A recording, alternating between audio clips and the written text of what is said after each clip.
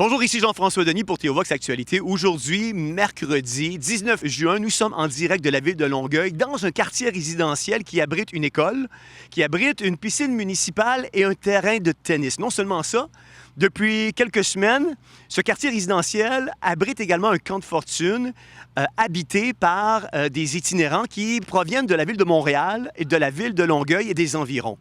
Tout au long de cette entrevue, nous vous présenterons quelques témoignages, quelques échanges avec quelques itinérants et nous vous présenterons également une entrevue avec la personne qui prend soin de ces itinérants-là en provenance de Montréal et de Longueuil. Je suis avec Pat, qui est responsable de l'organisation Résiste à la rue, qui est un travailleur de rue également. Pat, il y a un camp de fortune qui s'est établi dans un quartier résidentiel de Longueuil. Pourquoi Longueuil? Pourquoi dans un quartier résidentiel? Premièrement, il manque de place.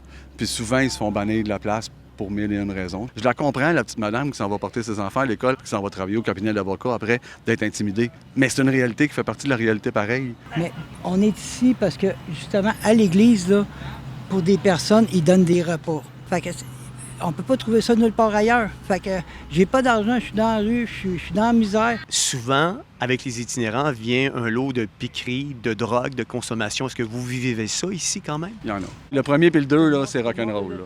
Ça prend... Puis c'est là, encore là, tu comprends? À cause des chèques qui rentrent du gouvernement? L'argent rentre, fait que, écoute, ça consomme. Pendant la pandémie, j'ai arrêté. Puis là, j'ai décidé de recommencer. Puis j'ai décidé de recommencer sur des bonnes bases solides, droites. Puis pour le reste, écoute, à la grâce de Dieu. Tu es venu t'installer ici, toi, dans ce camp de fortune-là, à Longueuil. Pourquoi? Qu'est-ce qui t'a emmené ici? Je me suis séparé. J'ai donné une maison sur la rivière Nenneville à mon ex avant de partir. Je partais avec mon chien, mon troc, puis un petit peu de linge. Le fait que je suis en manque de budget, c'est qu'est-ce qui m'a fait pour que je sois dans la rue, là. J'ai pas eu grand chèque pour l'aide sociale, fait que je pouvais pas payer mon loyer, fait que je me suis retrouvé avec une tente puis je me suis équipé là-dessus. J'ai pas de tente ici. J'ai acheté à Winnebago. Je paye plus de loyer. Puis j'ai des problèmes avec le Winnebago. Ça fait un an ici. Le dernier endroit que je restais, c'était trop cher le loyer.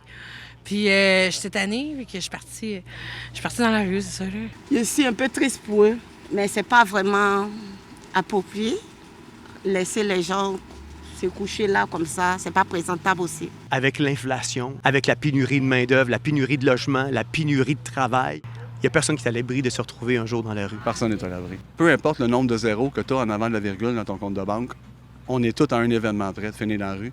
Puis avec les 3 entrevues que vous venez de faire, vous avez la preuve. Vous avez vu à la lumière des entrevues qu'on a fait avec les itinérants qui se retrouvent dans ce quartier résidentiel de Longueuil que les raisons sont multiples. Chacun a son histoire. On a voulu vous faire vivre un peu ce que vivent les citoyens ici en vous emmenant avec nous dans ce quartier résidentiel près d'une piscine, près d'une école, près d'un terrain de tennis et près d'un parc pour enfants pour vous faire vivre la réalité que ces citoyens doivent affronter depuis quelques semaines quotidiennement.